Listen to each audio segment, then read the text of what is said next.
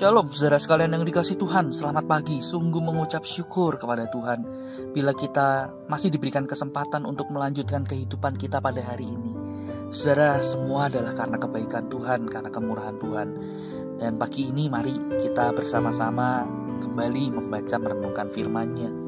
Melalui firman Tuhan, kita ditolong untuk makin kenal siapa Allah kita. Dan kita pun juga ditolong untuk mengerti apa yang menjadi kehendak-Nya dalam hidup kita. Saudara, mari kita berdoa mohon hikmat pimpinan dari Tuhan.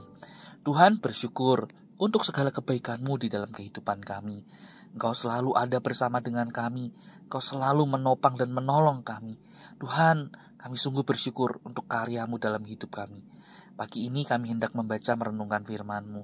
Tuhan, tolonglah kami agar kami mengerti apa yang menjadi isi hati Tuhan dan mampukan kami untuk terus berjalan di dalam terang kebenaran firman-Mu. Terima kasih Yesus, kami berdoa dan menyerahkan waktu ini. Amin. Saudara sekalian dikasihi Tuhan, kita kembali akan melanjutkan perenungan kita dari kitab Yehezkiel. Kini kita tiba pada Yehezkiel pasal yang ke-33. Dan saya ingin mengajak saudara memperhatikan ayat 14, 15, dan 16. Demikian firman Tuhan. Kalau aku berfirman kepada orang jahat, engkau pasti mati, tetapi ia bertobat dari dosanya serta melakukan keadilan dan kebenaran, orang jahat itu mengembalikan gadaian orang, ia membayar ganti rampasannya menuruti peraturan-peraturan yang memberi hidup, sehingga tidak lagi berbuat curang lagi, ia pasti hidup, ia tidak akan mati, semua dosa yang diperbuatnya tidak akan diingat-ingat lagi. Ia sudah melakukan keadilan dan kebenaran, maka ia pasti hidup. Sampai di sini kita membaca firman Tuhan.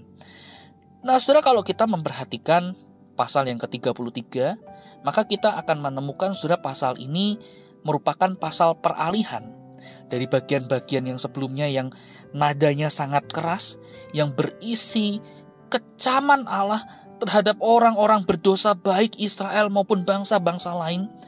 Tapi saudara, bagian ini kita akan menemukan bagaimana Tuhan berbicara tentang sebuah pengharapan bagi Israel di masa depan. Wah, saudara, bagian ini seolah-olah seperti setetes embun di tengah kegersangan padang gurun, saudara. Bagaimana tidak?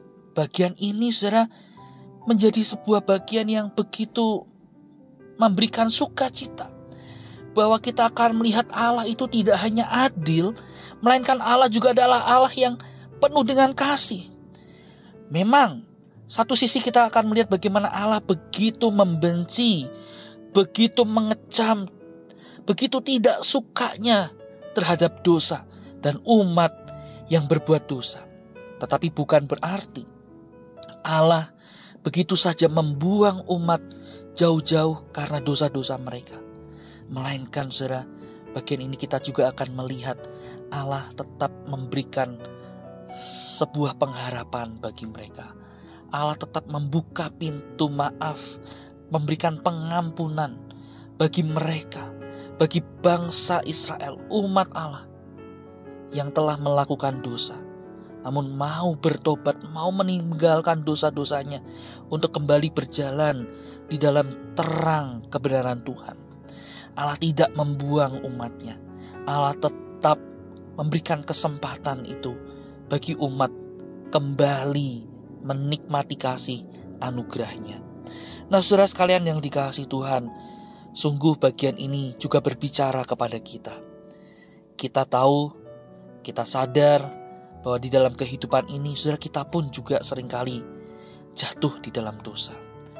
Seringkali, saudara, kedagingan hawa nafsu lebih menguasai hidup kita ketimbang bagaimana kita hidup, menjalani hidup dengan takut akan Tuhan dan melakukan apa yang menjadi kehendak-Nya dalam hidup ini. Kita tahu, saudara, berulang kali kita telah jauh dari Tuhan. Kita memberontak kepada Tuhan. Kita meninggalkan Tuhan. Tetapi saudara, bagian ini juga berbicara kepada kita. Tuhan tetap menantikan kita. Tuhan tidak membuang kita. Tuhan tidak membiarkan kita berjalan sendiri.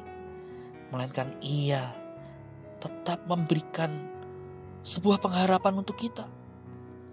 ketika kita mau bertobat, kita tinggalkan dosa, kembali hidup untuk menyenangkan hati Tuhan, melakukan apa yang Tuhan mau dalam hidup ini, saudara, kita akan diberikan suatu pengampunan yang sejati. Tuhan akan menghapuskan segala dosa. Tuhan tidak akan mengingat-ingat lagi apa yang menjadi pelanggaran kita.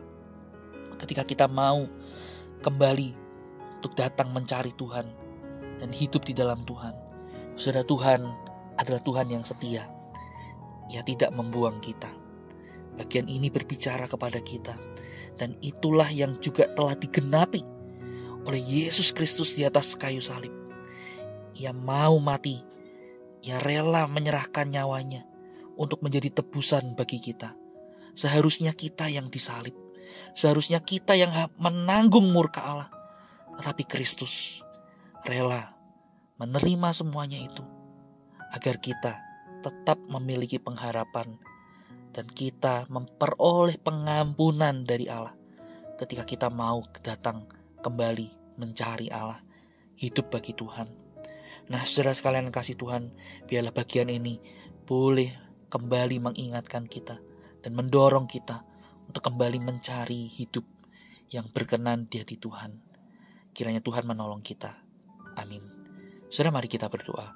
Tuhan, terima kasih untuk firman-Mu yang boleh mengingatkan kami akan kasih dan keadilan-Mu, di mana Engkau tidak hanya Allah yang murka terhadap dosa, melainkan Engkau adalah Allah yang juga memberikan kami kesempatan, memberikan kami pengharapan, pengampunan ketika kami mau meninggalkan dosa, bertobat dan kembali mencari wajah-Mu. Tuhan, kami bersyukur untuk segala kebaikan-Mu, dan Tuhan tolonglah kami agar hidup kami sungguh boleh berkenan di hati Tuhan. Tolong kami Tuhan, kami serahkan hidup kami di dalam nama Tuhan Yesus kami berdoa. Amin. Selamat pagi. Kiranya Tuhan menolong kita pada hari ini.